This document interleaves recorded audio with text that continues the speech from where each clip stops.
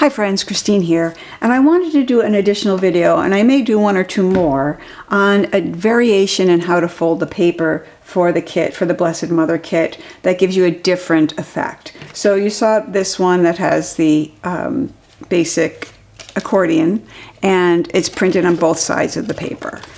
And then this one is basic twist fold, and it's more like a card.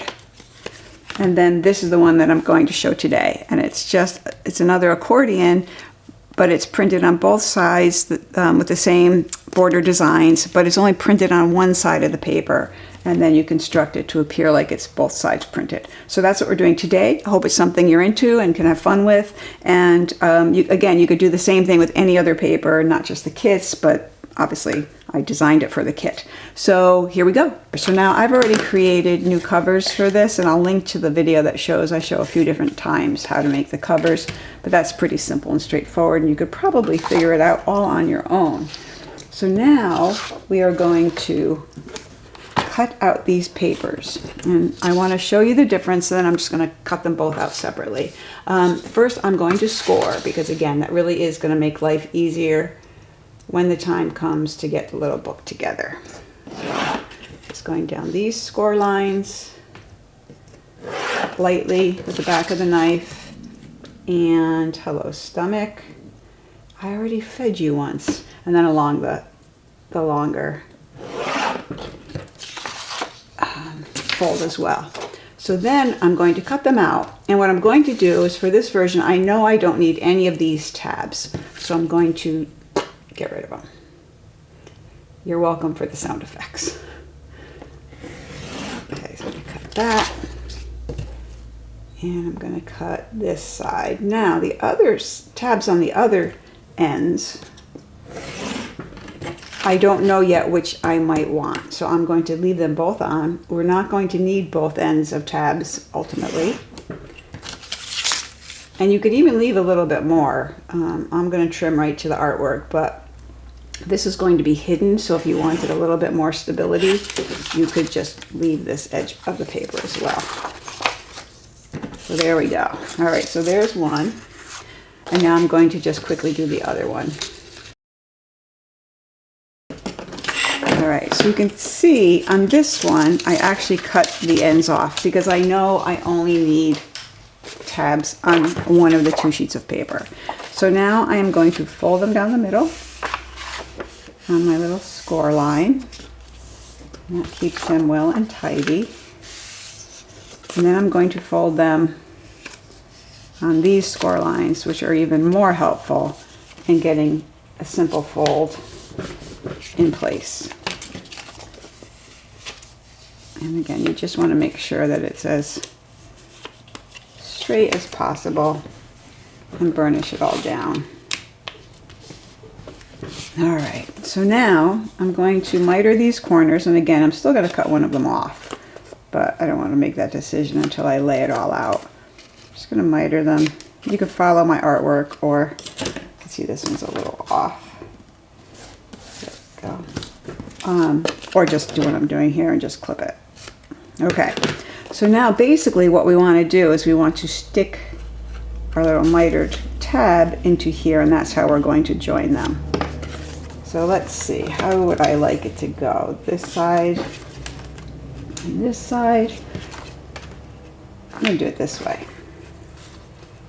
All right, so I'm going to stick this up here tightly and then figure out which way it's going to fold. So in this case, valley fold, mountain fold. I'm going to want this to valley fold. So I'm going to fold this as a valley, and I should have, could have, and will score it just to make a tidier fold, especially since we're putting it into that other section there. So it's a nice crisp fold, and it's going to go, what did I say? Doing it this way? I think so. Yeah. So we are going to just simply glue this right in. So the one thing when you go to glue it is you do want to be mindful of the other side as well, because that's how it's going to also be connected. There we go. Okay, so let's get a little glue on there. Excuse me. And I'm going to do that with a glue stick.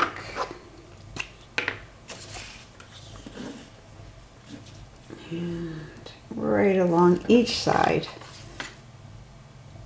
of the tab.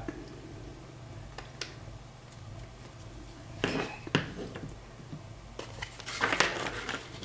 going to lay it in and line the pages so they're tight and crisp and perfect and pretty much invisible when looked at from either side. So this has to pull out just a little. I went in a little too far because remember it has to make the fold and attach on the other side. There we go. Perfect. All right, so once you have that in place, you do want to burnish and give it a second to become one with the other. Okay, so now, because I've chosen randomly which side I want folded which way, we're going to refold this so that each one is alternate. Valley, mountain, valley, mountain. This one now needs to be a valley, and it was a mountain. All right, it's that simple, right? So now I can cut off this because I only need tab on the pieces that are joining. Now also technically you could add more. We could take this tab and glue it into another set of papers. Okay, but I'm not going to do that in this demonstration. And it feels slightly excessive, but it would also look pretty cool to have a great big long book. Okay, so there's that. Now, we simply get my head out of the way, and we want to glue this shut. Okay, and there too, you could use any kind of glue you want. For this, I'm actually going to pull out the old Fabrifix because I can cover more ground, and I only have so much glue stick left. So basically, we want to just put some glue on one side, but get all the corners, or all the edges, I should say.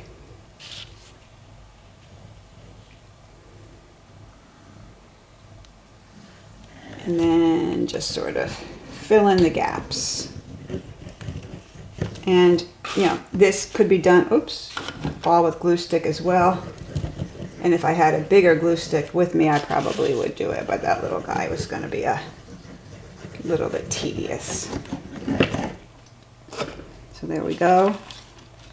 And now we're going to fold it back over. And essentially we've made two-sided paper. Right?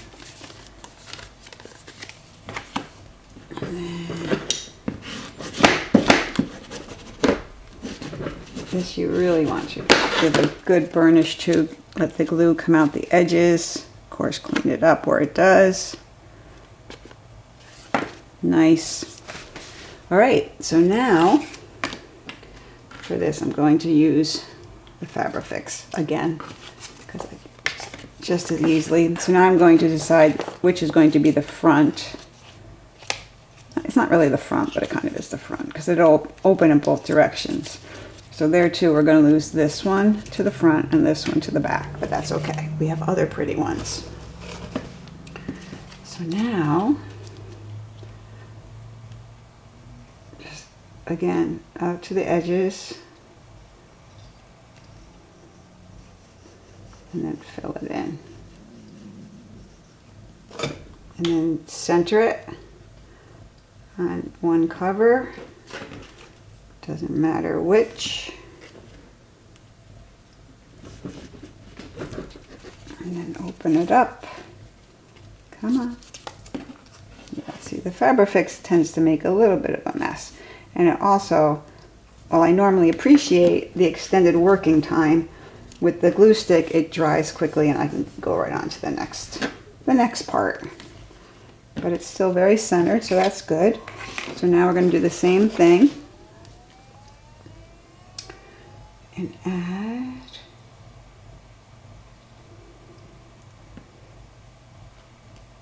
our other cover. So here, the only thing you want to consider, or I would consider when constructing a book like this, is do I want the folded finished edge on the top or the cut edge? And I would prefer the folded finished edge on the top. So I'm going to put my cover on this way. And here's the folded finished edge, and it just looks a little tidier to me. And you know how I am, a little neurotic about all these things. So now I'm lining up the covers, and then I'll open it up and take a look on the inside and make sure that it's straight enough, and it is. So there we have it. So now we let it dry for a sec. And you can see now we have beautiful both side pages, and I had meant to include this version in the original videos, but I don't know, I forgot. So that's all I have for today, or for now. Maybe I'll do more later, who knows. But now you have a beautiful, beautiful accordion book that is lovely on two sides. Go create, be awesome.